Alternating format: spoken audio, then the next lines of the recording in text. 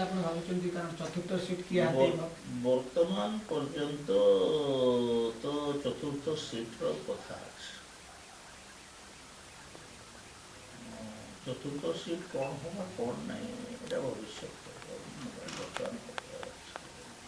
ଆଞ୍ଚଳିକ ଦଳ କଥା ଆପଣ କହୁଛନ୍ତି। ଆଞ୍ଚଳିକ ଦଳ ଆକ୍ଚୁଆଲି କାହାର କ୍ଷତି ହବ? ବିଜେଡିର କ୍ଷତି ହବ? ବିଜେଡିର କ୍ଷତି ହବ। ବିଜେଡି ଗୋଟେ ଆଞ୍ଚଳିକ ଦଳ। ଆଞ୍ଚଳିକତା ର ଭୋଟ ଯଦି ଆଉ ଗୋଟେ ଦଳ ନେଇଯାଏ ତାହେଲେ ବିଜେଡିର କ୍ଷତି। ବିଜେପି ତ ନ୍ୟାସନାଲ ହିସାବରେ ଅଛି ନା, ନ୍ୟାସନାଲ ପାର୍ଟି ହିସାବରେ। ତ ନ୍ୟାସନାଲ ଭୋଟ ଯେଉଁମାନେ ଜାତୀୟ ଚିନ୍ତାଧାରାର ଲୋକମାନେ ସେମାନେ ବିଜେପିକୁ ଦେଲେ।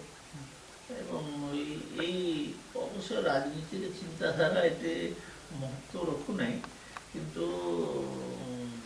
ଗୋଟିଏ ସମାନ ବିଚାରଧାରାର ପାର୍ଟି, ଦୁଇଟା ସମାନ ଧାରାର ବିଚାର ପାର୍ଟି ସେମାନେ ପରସ୍ପର ପ୍ରତିଦ୍ୱନ୍ଦ୍ୱୀ। ଦେଖନ୍ତୁ ମହାରାଷ୍ଟ୍ରରେ ଶିବସେନା ଏବଂ ବିଜେପି ଏମାନଙ୍କ ଭିତରେ ବୁଝାମଣା ଥିଲା ଏବଂ ବୁଝାମଣା ଗୋଟିଏ ବିଷୟକୁ ନେଇକରି ଏମାନଙ୍କର ଭିତରେ ସାମଞ୍ଜସ୍ୟ ଥିଲା। କିନ୍ତୁ ସେ ବିଚାରରୁ ଶିବସେନା ଚାଲିଯିବା ପରେ, ତାର ବୈଚାରିକ ଅବକ୍ଷୟ ଘଟିଲା ପରେ ସେ ଦଳ ଅତିଷ୍ଠିଲାନି। ଯଦି ସମାନ ବିଚାରଧାରାରେ ଥାନ୍ତା ତାହେଲେ ବିଜେପିକୁ ସେ ହୁଏତ ବିଜେପିର ସମସାମୟିକ ହେଇକରି ପରସ୍ପର ପ୍ରତିଦ୍ୱନ୍ଦ୍ୱୀ ମଧ୍ୟ ହେଇପାରିଥାନ୍ତେ, ତ ହେଲା ନାହିଁ। ସେମିତି ଭାରତର ରାଜନୀତି ଆପଣ ଧୀରେ ଧୀରେ ଦେଖନ୍ତୁ ଦ୍ୱିକେନ୍ଦ୍ରିକ ଆଡ଼କୁ ଯାଉଛି। ଗୋଟିଏ ପଟେ ବିଜେପି ଯେଉଁମାନେ ନ୍ୟାସନାଲ ଭାବନା, ଜାତୀୟ ଭାବନାକୁ ନେଇକରି ରହୁଛନ୍ତି, ଏବଂ ଅନ୍ୟଟା କଂଗ୍ରେସର ନେତୃତ୍ୱ ରହିବା କଥା। କିନ୍ତୁ ଅନେକ ଗୁଡ଼ିଏ ପାର୍ଟି ସ୍ୱଭାବଗତ କଂଗ୍ରେସ ବିରୋଧୀ। ଧରନ୍ତୁ ସମାଜବାଦୀ ପାର୍ଟି ଉତ୍ତରପ୍ରଦେଶ, ଏଇଟା ହେଉଛି ବୈଚାରିକ ଦୃଷ୍ଟିରୁ କଂଗ୍ରେସ ବିରୋଧୀ, କିନ୍ତୁ ବ୍ୟବହାରିକ ଦୃଷ୍ଟିରୁ ସେମାନେ କଂଗ୍ରେସ ସପକ୍ଷରେ ଗଲେ ସେ ଫଳାଫଳ ସେମାନେ ପାଉନାହାନ୍ତି।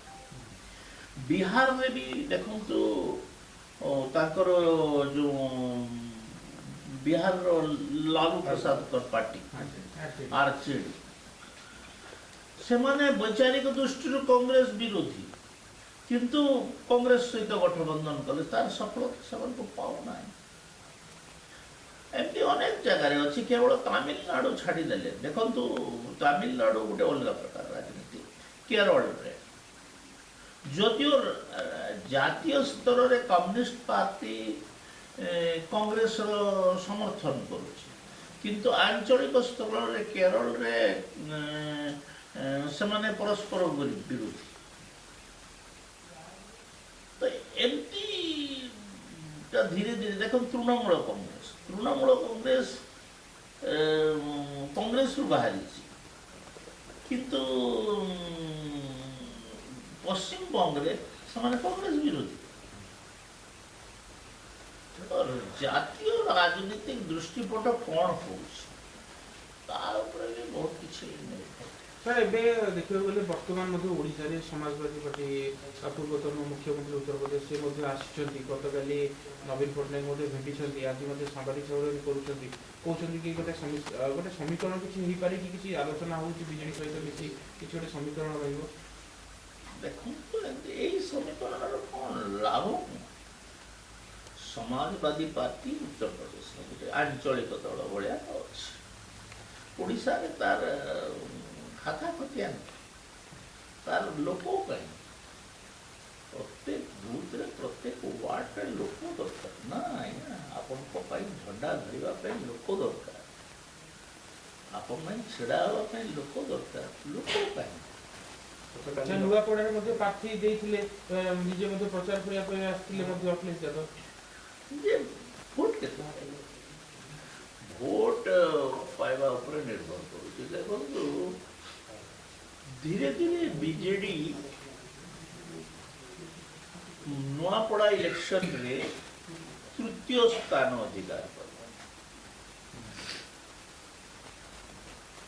ଭାବୁଥିଲୁ ଆମେ ଦ୍ୱିତୀୟ ହେଇପାରେ, କିନ୍ତୁ ଲୋକ ତାକୁ ତୃତୀୟ ସ୍ଥାନ ଉଠାଇଲେ। ତ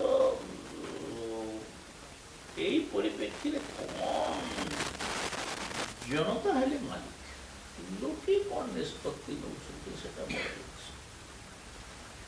ଲୋକେ କାହାକୁ କ୍ଷମା କରିନାହାନ୍ତି, କାହାକୁ କ୍ଷମା କରିବେନି।